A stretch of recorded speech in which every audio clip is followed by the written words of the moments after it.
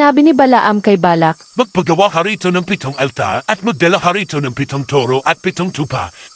ganoon nga ang ginawa ni Balak. At silang dalawa ay naghandog ng 1 toro at 1 lalaking tupa sa bawat altar. Sinabi ni Balaam kay Balak, Bantayan mo ang mga handog na ito.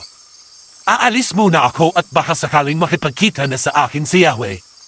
Ano mang sabihin niya sa akin ay sasabihin ko sa iyo. at nagpunta siyang mag-isa sa tuktok ng 1 burol. Nakipagkita nga kay Balaam ang Diyos. Sinabi ni Balaam, Nagpagawa po ako ng 7 altar at bawat isa'y pinaghandugan ko ng 1 toro at 1 lalaking tupa. may sinabi kay Balaam si Yahweh. Pagkatapos, pinabalik ito kay Balak. Nadatnan niya si Balak at ang mga pinuno sa paligid ng handog na sinusunog. Sinabi ni Balaam, Mula sa Aram, sa bulubundukin sa silangan, ipinatawag ako ni Balak na hari ng Moab. Ang sabi niya sa akin, halika't ang bansa ni Jacob ay iyong sumpain. Halika't itakwil mo ang bansang Israel. Ang pinagpala ng Diyos ay paano ko susumpain? Ang binasbasa ni Yahweh, paano ko nga itatakwil? Mula sa tuktok ng mga bundok sila'y aking natatanaw. Nakikita ko silang lahat mula sa kabululan. Sila'y isang bansang namumuhay na mag-isa.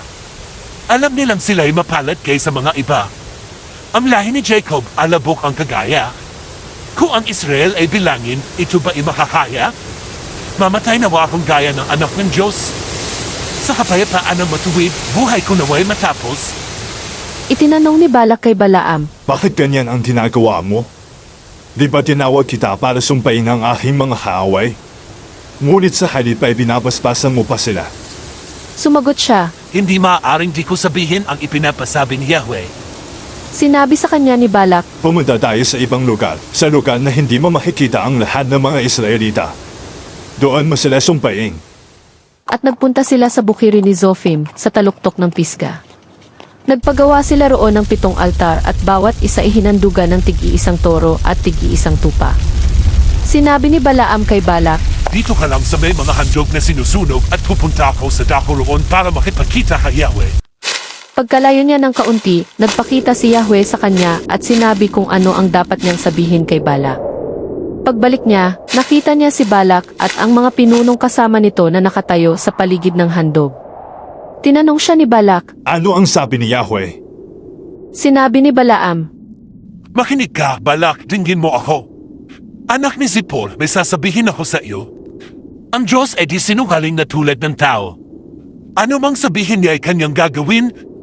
Kung mangako man siya, ito ay kanyang tutuparin.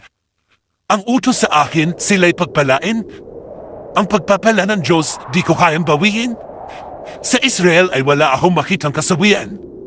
Sa kanila ay wala rin kapahamakan. Ang Diyos nilang si Yahweh ang kanilang kasama. Ipinapahayag nilang siya ang hari nila. Ang Diyos ang naglabas sa kanila sa Egipto. Sila'y ipinaglaban niya ng tulad sa mailap na toro. Si Jacob ay hindi makakayang kulamin.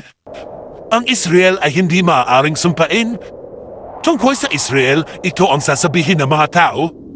Ito ang gawa ng Diyos at pagmasdan ninyo. Ang Israel ay kasinlakas ng 1 leon. Hindi tumitigil hanggang kaaway ay di nalalamon. At hanggang ang dugo nito ay di na nainom. sinabi ni Balak kay Balaam, Kung ayaw mo silang sumpain, huwag mo naman sanang pagpalain. ngunit ang sagot ni Balaam, Hindi ba't sinabi ko na sa iyong gagawin ko lamang ang lahat ng sinabi sa akin ni Yahweh? sinabi ni Balak, Halika. Lumipat tayo ng lugar at baka ipahintulad na ng Diyos na sumpain mo roon ang mga Israelita. at magkasama silang nagpunta sa tuktok ng Peor, kung saan natatanaw nila ang ilang. Sinabi ni Balaam kay Balak, Magpagawa ka rito ng 7 altar at magpakuha ng 7 toro at 7 tupa. gayon nga ang ginawa ni Balak. Bawat altar ay hinandugan niya ng tig-1 toro at tig-1 lalaking tupa.